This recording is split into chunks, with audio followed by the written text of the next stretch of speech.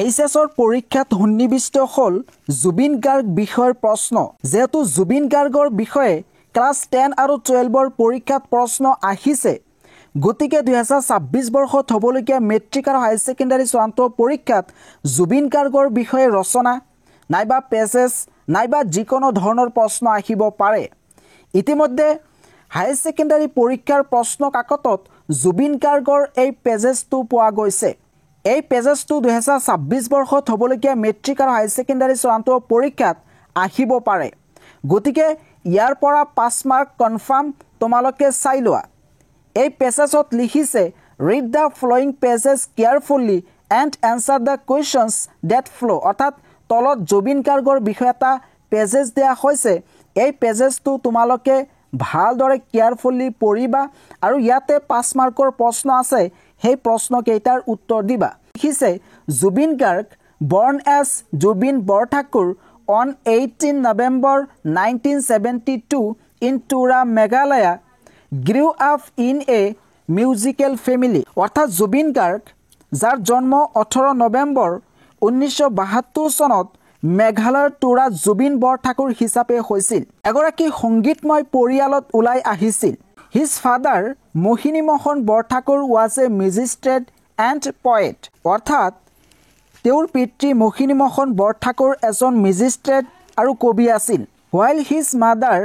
Ili Borthakur was a singer আৰু মাতৃ ইলি বৰঠাকুৰ এজন গায়িকা আছিল This background inspired him to take up music from an early age অৰ্থাৎ এই পটভূমিয়ে জুবিনক অতি কম বয়সৰ পৰা সংগীত গ্ৰহণ কৰিবলৈ ইনস্পায়াৰ্ড কৰিছিল অৰ্থাৎ প্ৰেৰণা দিছিল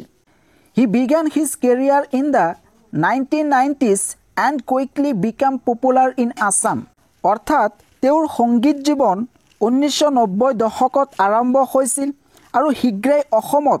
জনপ্ৰিয় গায়ক হিচাপে প্ৰতিষ্ঠিত হৈছিল His Bollywood breakthrough came with the famous song Yali from the film Gangster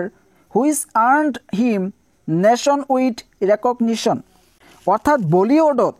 তেওঁৰ সাফল্য আহিছিল গ্যাংষ্টাৰ চলচ্চিত্ৰৰ ইয়ালি গানটোৰে যিয়ে তেওঁক ৰাষ্ট্ৰীয় পৰিচিত কৰিবলৈ সক্ষম হৈছিল অৰ্থাৎ গ্যাংষ্টাৰ যি ফিল্ম আছে সেই ফিল্মত জুবিন গাৰ্গে ইয়ালি সংটো গাইছিলে আৰু ইয়াৰ পিছতেই সমগ্ৰ ভাৰতবৰ্ষত তেওঁ পৰিচিত হৈ পৰিছিল Apart from singing, he was also a composer, actor and filmmaker.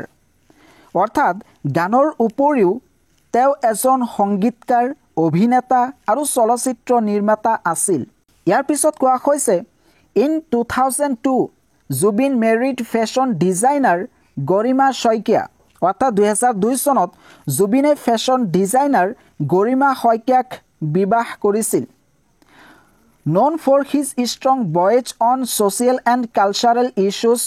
he remained a true Assamese icon and a source of pride for the Northeast.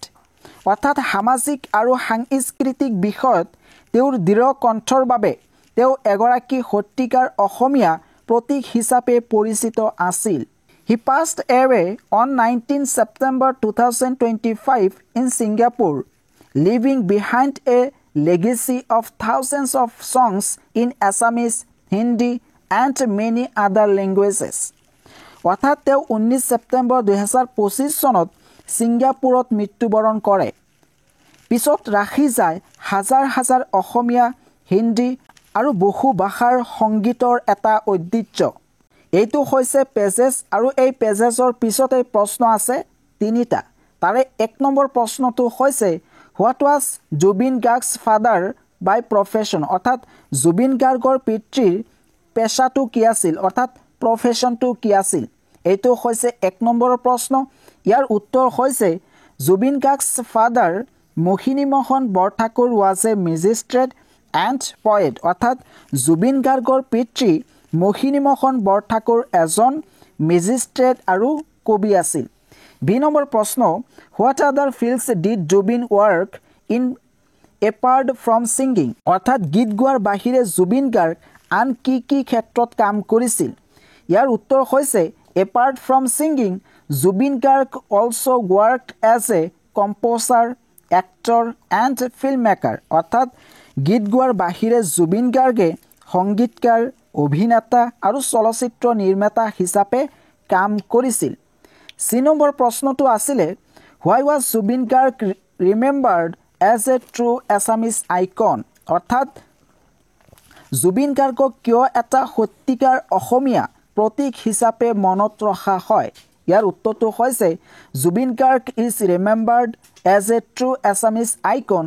because of his strong voice on social and cultural issues and his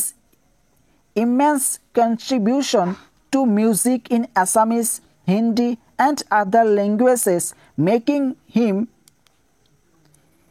a source of pride for the Northeast. অৰ্থাৎ ইয়াতে কোৱা হৈছে জুবিন গাৰ্গ এটা সত্যিকাৰ অসমীয়া প্ৰতীক হিচাপে মনত ৰখা হয় কাৰণ তেওঁ সামাজিক আৰু সাংস্কৃতিক বিষয়ত দৃঢ় কণ্ঠৰে কথা কৈছিল আৰু অসমীয়া, হিন্দী আৰু